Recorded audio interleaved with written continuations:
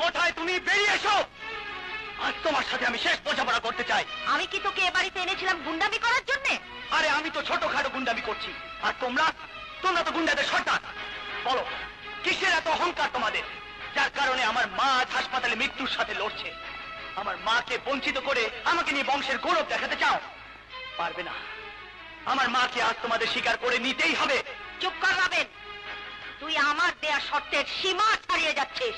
আরে রাখো তোমাদের শর্ত। আজ আমার মায়ের অধিকার আর তার চোখের পানি দিয়ে তোমাদের সব শর্ত আমি ধুয়ে মুছে সাফ করে দেব।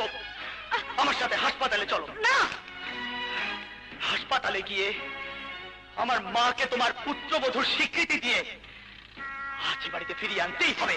তোর মা হাসপাতালে মরে গেল, তার লাশ পর্যন্ত কোনোদিন এ বাড়িতে স্বীকৃতি পাবে না। বেগম মুমতাজ জাহান।